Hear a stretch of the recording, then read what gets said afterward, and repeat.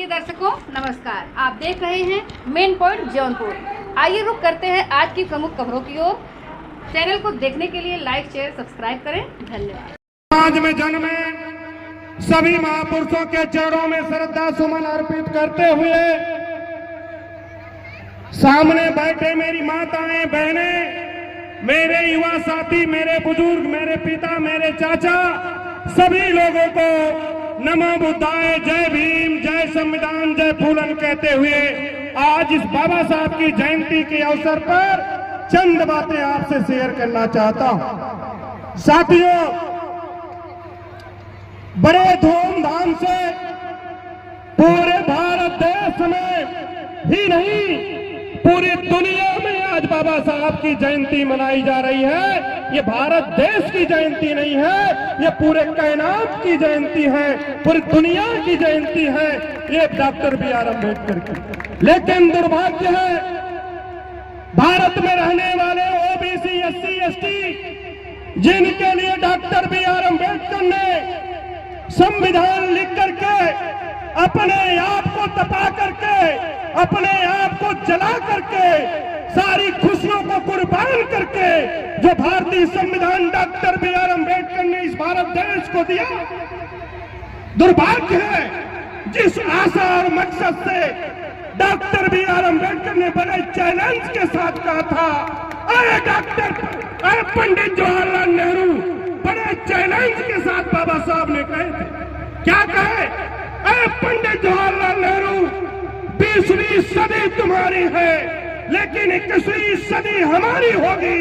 ये 26 साल बीत गए, ये 26 साल बीत गए, जिनकी औकात नहीं है ग्राम सभा की सदस्य जीतने की, आज वो सरकारें चला रहे हैं।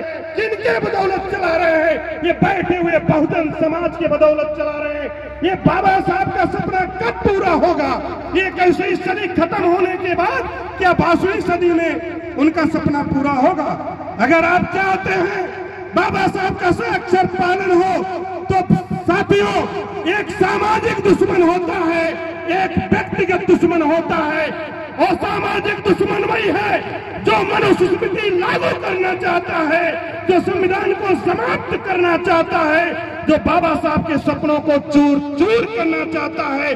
वो सामाजिक दुश्मन है, वही सामाजिक दुश्मन है जो 17 अगस्त 1932 को वोट देने के अधिकार से वंचित किया था। माननीय संचालक महोदय, आपका इशारा होगा, तुरंत समाप्त कर दूंगा। साथियों, वही दुश्मन जो 17 अगस्त 1932 को था, वही दुश्मन जो हिंदू कोड बिल जब लागू हो रहा था, वही दुश्मन उस समय भी था, आज यूजीसी लागू हुआ, वही दुश्मन आज भी है। ऐसे सामाजिक दुश्मनों का गांव से लेकर सदन तक उसका बहिष्कार करना होगा, तब जाकर के बाबा साहब का जो चैलेंज पंडित जवाहरलाल नेहरू से किए थे, अरे पंडित जवाहरलाल नेहरू, 20वीं सदी तुम्हारी है, 21वीं सदी हमारी होगी, ये आपके बदौलत चैलेंज किए थे।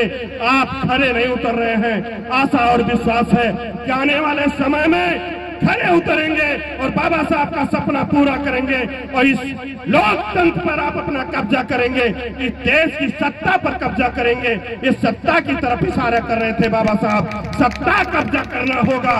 ये बाबा साहब की जयंती मनाने से कुछ नहीं होने वाला है। आप जानते होंगे, एक पार्क में जब बाबा साहब ने जाकर के लोग पैर छू रहे थे, बाबा साहब ने छड़ी लेकर के दौड़ाने का काम किया था। ये काम बाबा साहब जीते जी किए थे। लेकिन आज जयंतियां तो हम मनाते हैं, लेकिन बाबा साहब के बातों को भूल जाते हैं। और जो बाबा साहब के दुश्मन हैं, जो बहुजन समाज के दुश्मन हैं, हमारे समाज के कुछ दलाल भड़ुए जो काजलकर की तरह ला करके हमारे बीच में ही दलाल भड़ुए वो आकर के मनवादियों की दलाली करते हैं और मनवादियों की दलाली करके हमारे बहुजनों के ऊपर अत्याचार करते हैं। ऐसे लोगों का भी समाज में सामाजिक बहिष्कार करना होगा, तभी जाकर के बाबा साहब का सपना पूरा होगा। मैं क्योंकि संविधान को मानने वाला व्यक्ति हूँ, इसलिए किसी दूसरे का समय नहीं खाऊंगा। इसलिए मैं अपनी वाणी को विराम देते हुए आप लोगों से विदा लूंगा।